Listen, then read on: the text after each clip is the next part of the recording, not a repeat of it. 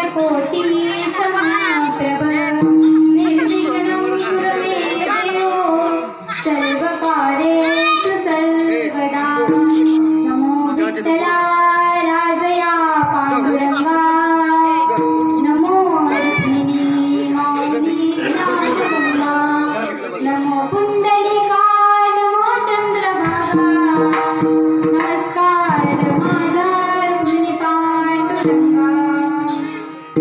विभुं वेणुनादं चरन्तं दुरन्तं स्वयं लीलया गोपवैष्णं ददामि।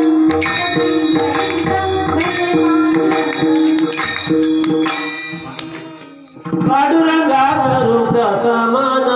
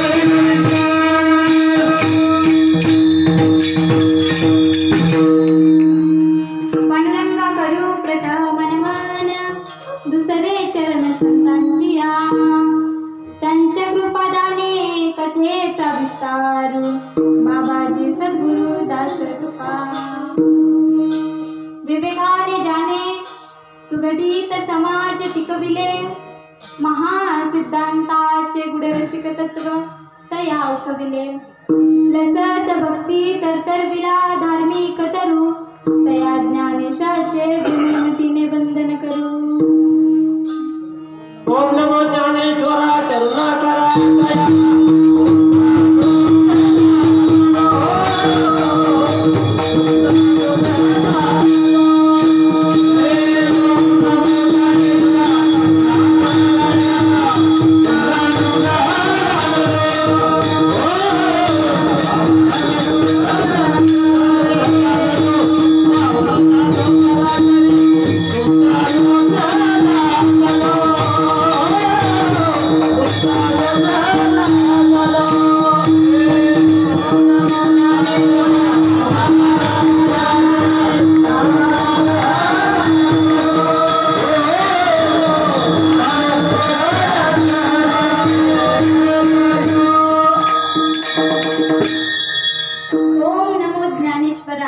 करुणाकरा दयाळा, तुमचा अनुग्रह लादलो पावन झालो चराचरी।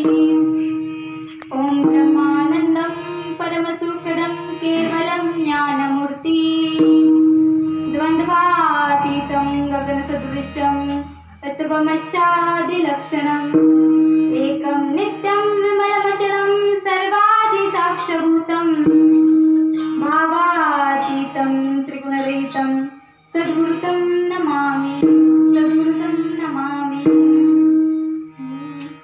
लोकाभिरामं रणरङ्गधीरं राजीवनेत्रं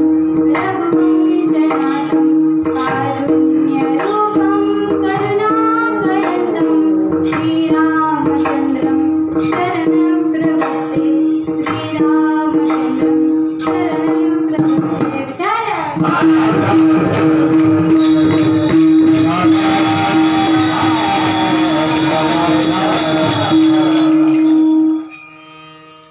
नाम घोष करू हरी कथा तेने सदा चित्ता समाधान.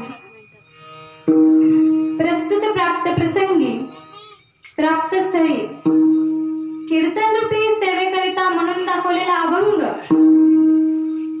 संत श्रेष्ठ संत शिरोमणी ज्यांच्या बोलण्यात सूर्याची प्रखरता, चंद्राची शीतलता, आकाशाची विशालता, समुद्राची अथांगता, वज्रापेक्षाही कठोर आणि फुलापेक्षाही मऊ अशी ज्यांची अमोघ वाणी आहे असे असणारे जगद्गुरु तुकोबराय यांचा 4 चरणाचा अभंग तुम्हा संत सज्जनाच्या सेवेकरिता घेतलेला आहे. विचार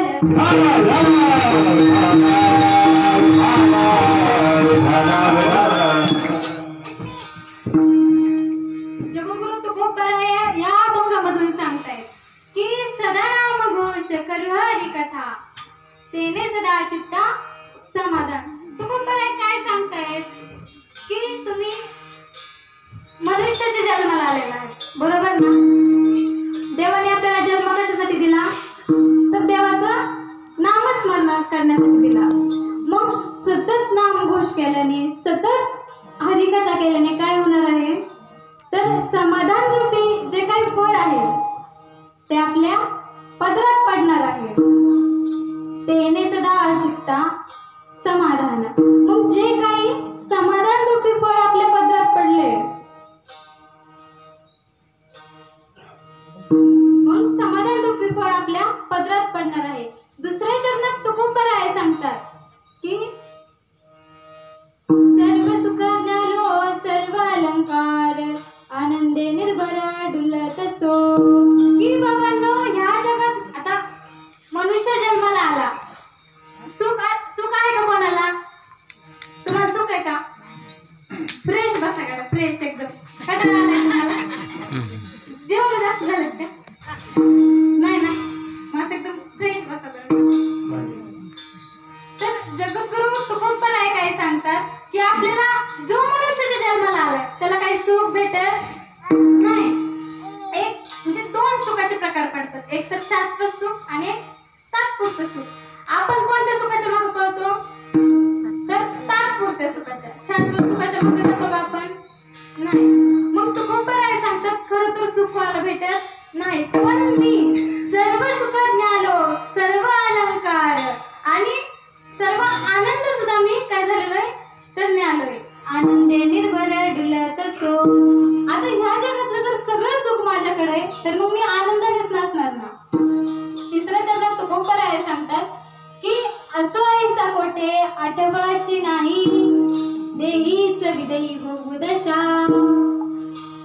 आम्ही कोणत्या अवस्थेत आहेत, आमची अवस्था काय झाली आहे, आम्हाला याचा काही आता पत्ता नाही.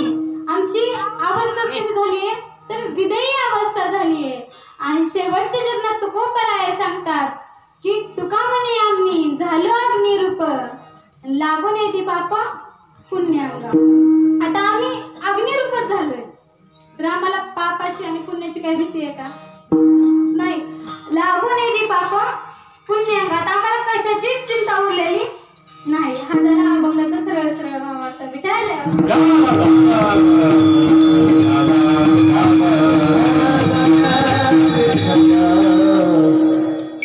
सेवेला आरंभ करण्या अगोदर अल्पासा परिहार देणं हा संप्रदायाचा नियम आहे.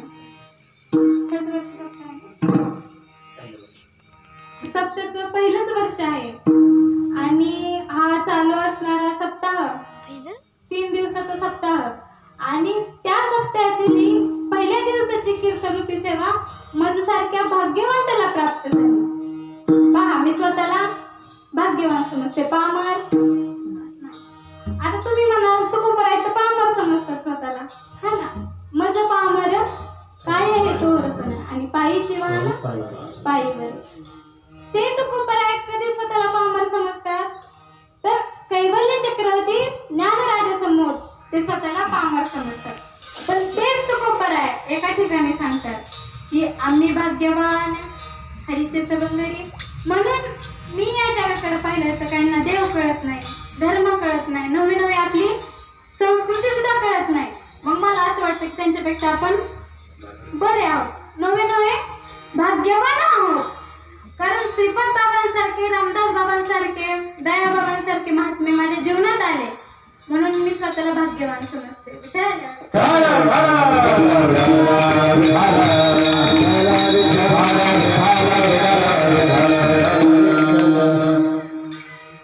सेवेला आरंभ करण्या अगोदर सगळ्यांचे आभार मानते, कारण नंतर आभार मानायचे राहतात. खर तर मला ज्यांनी सेवा दिली ते आमचे मामा झेंडे महाराज असतील, त्यांचं मी आभार मानते. कारण त्यांनी जर मला ती सेवा दिली नसती तर मी आले असते का? नाही. तुम्ही माझ्या पुढे बसले असता का? नाही. म्हणून मी त्यांचे आभार मानते. पकवाजवादन माझे मामा असतील, ऋषी मामा, त्यांचेही मी आभार मानते. बाबांनी दिनं सांभाळतील मला 2 तास. सगळे टाळकरी असतील, आमचे बांगडे असतात, ते शिकवायला होते मला 4थी पर्यंत. बघा ना, म्हणजे गुरु शिष्याची जोडी तर आहे. सर असतील माझ्या कीर्तनात साथ द्यायला, अजून विष्णू महाराज असतील, माझी काकी असेल, मावशी असेल, आणि ज्यांच्यामुळे मी इथं आहे आज ते माझे गुरुवर्य दया बाबा असतील. पण माझे पहिले गुरु हे माझे कोण आहेत तर आजी बाबा आहेत. कारण त्यांनी जर मला माळ घातली नसती तर मी असते का? नसते. मग त्यांचेही मी आभार मानते, कारण त्यांच्यामुळेच मी इथं उभी आहे.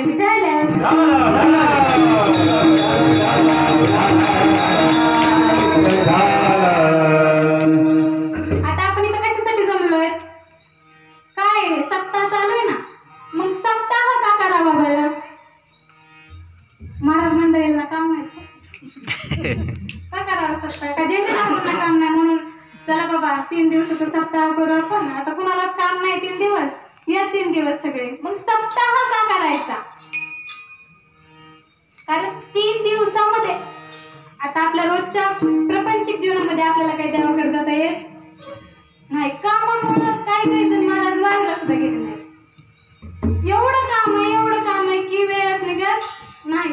मग झेंडे महाराज म्हणले की बाबा दरवर्षी आपण फुले टाकूनच सावता बाबांना इथूनच फुले टाकूनच लांब करतो. मग ह्या वर्षी काय करू तर सप्ताह करू. सप्ताह केल्याने काय होईल तर अखंड हरिनाम, अखंड हरिकथा आपल्याला काय होईल तर श्रवण होईल. त्या देवाचं थोडंफार नाम काय होईल तर आपल्या कानावरती पडेल. म्हणून त्यांनी हा त्रिदिनीय सप्ताह केला. विठ्ठल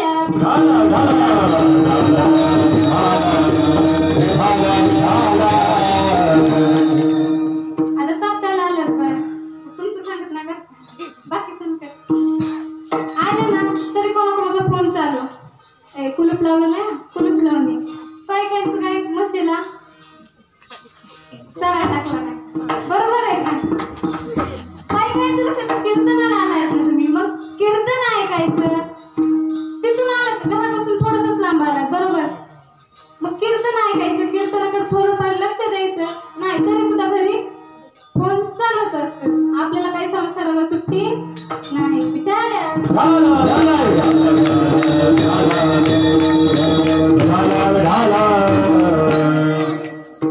तुकोबर आहे या अभंगामधून सांगतात की सदा नाम घोष करुहारी कथा आणि तेने सदा चित्ता समाधान. सदा नाम घेतल्याने, सदा हरी कथा केल्याने काय होणार आहे?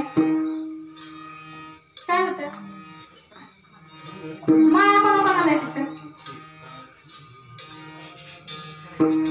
सगळ्यांना नाम कोण घेत होतं देवाचं? तर नामच घेत नाही. त्याची नाम अजून गाठच नाही म्हणा. मग देवाने आपल्याला जन्माला कशासाठी घातले तर त्या देवाचं नामस्मरण करण्यासाठी. आणि ह्या 3 दिवसामध्ये जेवढं काही तुम्हाला स्मरण करता येईल, जेवढं काही तुम्हाला घेता येईल तेवढं तुम्हाला काय करायचंय घ्यायचंय. ज्यांनी कुणी माळा घातल्या नसतील त्यांनी आपले झेंडे महाराज आहेत त्यांचं मार्गदर्शन घ्या. किती काही छान सांगतात ते. त्यांचं कुणीतरी मार्गदर्शन घ्या, माळा घाला आणि देवाचं चिंतन करा.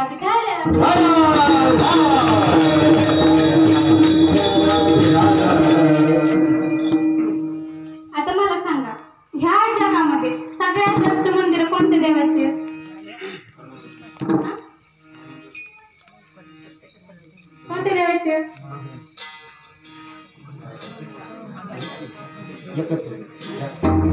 आपण म्हणतो अखिल कोट ब्रह्मांड नायक पांडुरंग परमात्मा. पण जो पांडुरंग परमात्मा आहे तो महाराष्ट्राच्या बाहेर जास्त माहिती आहे का कोणाला? नाही. मग सगळ्यात जास्त मंदिरं कोणाची आहेत? तर महादेवाची. आता असं सगळ्या म्हणजे सगळ्या समाजातल्या लोकांची एकदा काय झाली तर सभा मांडण्यात आली, मीटिंग झाली एकदा. त्याच्यामध्ये मुस्लिम आले, ख्रिश्चन आले, आपले हिंदू आले, सगळे लोक आले. म्हणाले ह्या देवाने आपल्याला ह्या मृत्यू लोकांमध्ये आणलंय, मग सगळ्यांचा देव कोण आहे बाबा? जे ते ज्याचं तो देवाला पुजतंय, मग सगळ्यांचा देव कोण आहे? मग सगळ्यांची सभा भरवण्यात आली. प्रत्येकाला विचारण्यात आलं की बाबांना तुम्ही कशाला देव मानता? पहिल्यांदा मुस्लिमच्या लोकांना विचारण्यात आलं की बाबांना तुम्ही देव कोणाला मानता? तर ते म्हणले की उस नूर को याद करो. नूर म्हणजे काय? छोटीशी लाईट असते, एकदम उंच असते बघा छोटीशी लाईट.